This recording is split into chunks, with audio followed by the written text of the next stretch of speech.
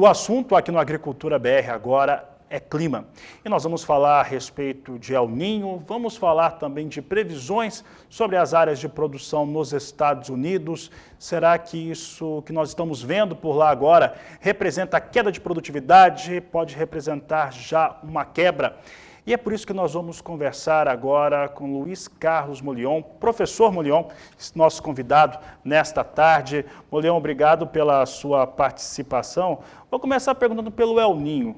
Como é que esse El Niño, neste momento, influencia a produção rural não só brasileira, mas internacional? Boa tarde, seja bem-vindo.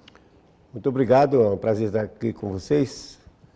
Vou explicar o seguinte, que todo mundo fala em El Niño, mas na realidade o fenômeno oceânico, águas aquecidas, El Niño, águas resfriadas, Laninha, ele só é oceânico. Então é muito importante que a atmosfera se acople com essa água, a mudança da temperatura da água. Se a atmosfera não se acoplar, não tem mudança no regime de chuva aqui. Então, o nome completo do fenômeno é ENOS, El Niño Oscilação Sul.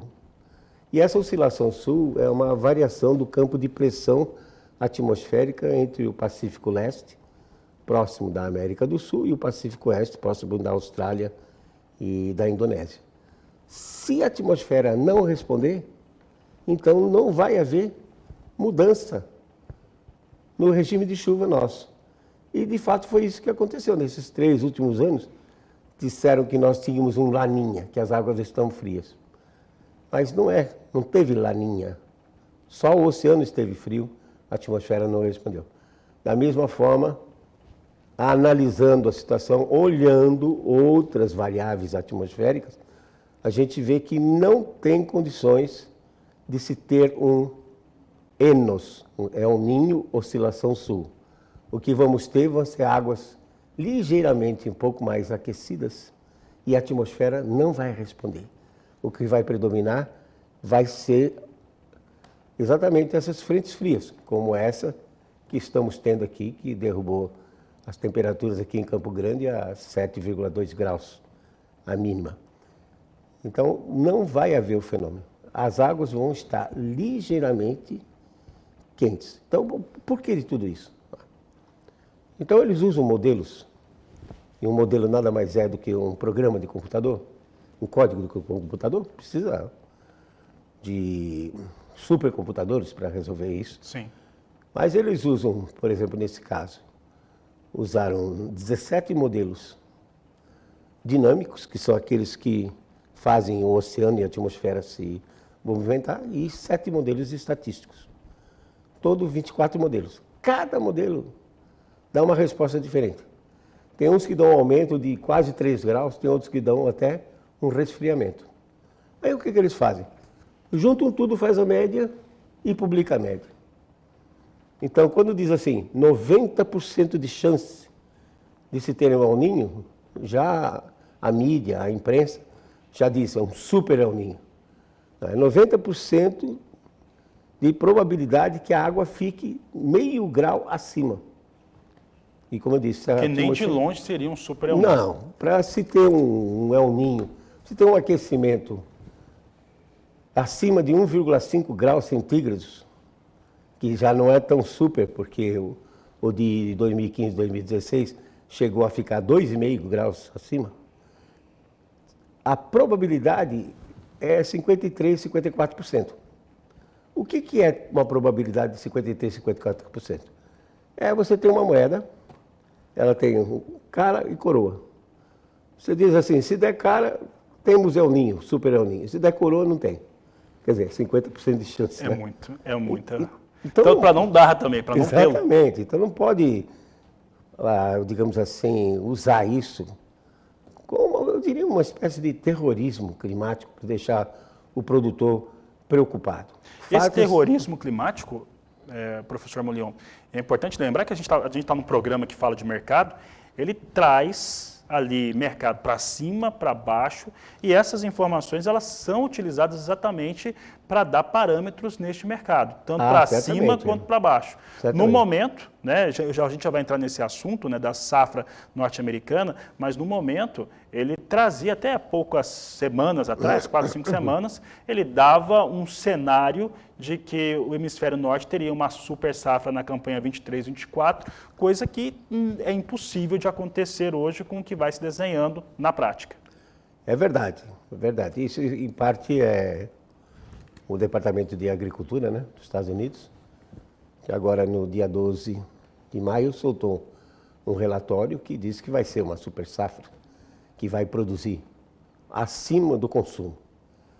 E não existe isso, porque, na realidade, as previsões é que o Corn Belt, o cinturão aí do milho, né, como é chamado, os estados de oeste, do lado oeste, por exemplo, Nebraska é um estado que produz muito, o Illinois, Iowa, Kansas, os dois principais.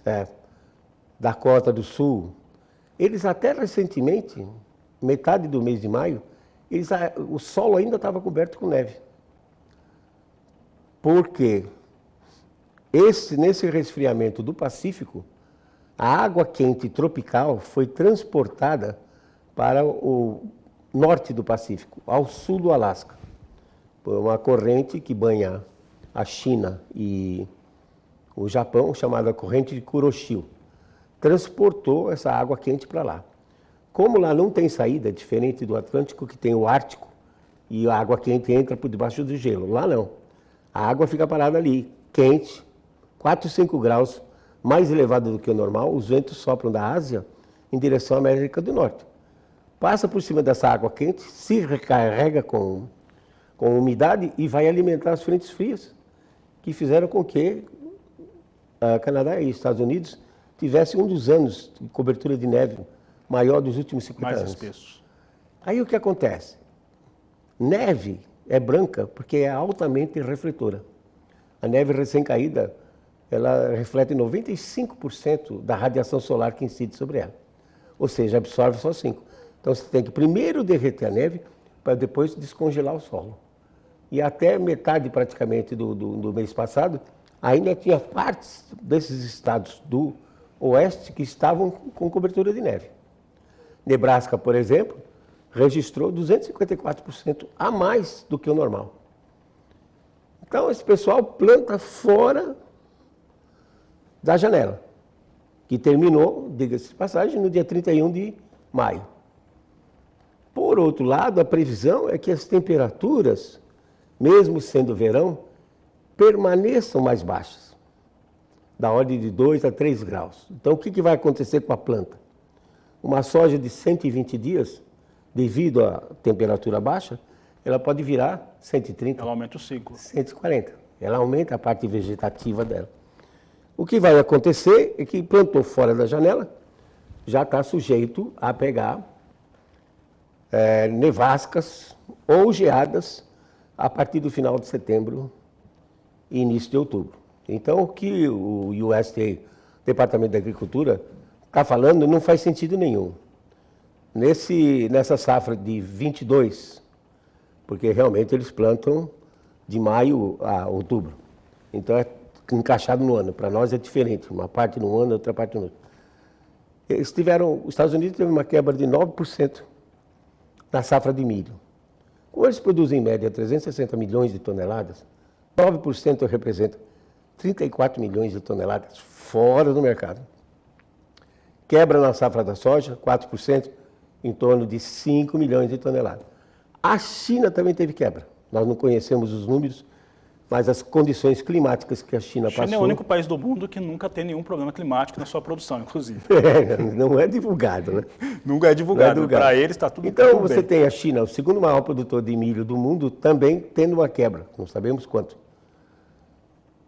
Recentemente, agora, a Argentina terminando a safra de soja, terceiro maior produtor de soja do mundo, teve uma quebra de praticamente 50%. Eles esperavam 49 milhões de toneladas, agora estão na expectativa de 24 milhões de toneladas. Então, quebrando todos esses países que estão fora dos trópicos. E é isso que vai acontecer nesses próximos 15 anos. Mas a tendência do clima é de resfriamento, principalmente nos países fora dos trópicos. Não tem como manter o preço em baixa. Absolutamente não tem como. É artificial. E, professor Molion, e é justamente por conta disso, né, nós tivemos o mercado, nesse último dia 12, né, o mercado, de certo modo, ignorou o relatório do Departamento de Agricultura norte-americano e foi olhar as questões climáticas que estão no campo. Aqui no Brasil, a gente está olhando muito para essa parte dos Estados Unidos, porque é onde estão se dizendo que tem uma super oferta para a próxima campanha. E aqui o produtor brasileiro tem muita soja para vender ainda. Vamos colocar ainda que tem uns 45 até 46 milhões de toneladas para comercializar da safra 22-23, a partir do dia 10, 15 de setembro, se o clima ajudar, está liberado por conta do fim do vazio sanitário.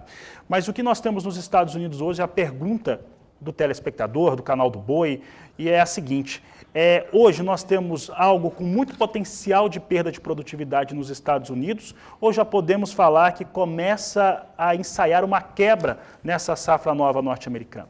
Ah, certamente. Pode esperar uma quebra em torno de 10%, que, como eu disse, embora o percentual seja pequeno, mas como eles produzem muito, esse percentual... Em volume? Em volume é significativo, né? Pode esperar uma quebra de 10% no milho e seguramente da ordem de 5% a 7% na safra de soja. Então, a China, como eu disse, também vai passar pelo mesmo problema, né? Porque os países fora dos trópicos. E a Argentina volta a ter um ano ruim, a próxima safra, 23, 24. Né? Então, essa quebra é uma oportunidade para o produtor brasileiro investir mais, produzir mais. Se ele puder segurar o que ele tem agora, segura, porque o preço vai subir.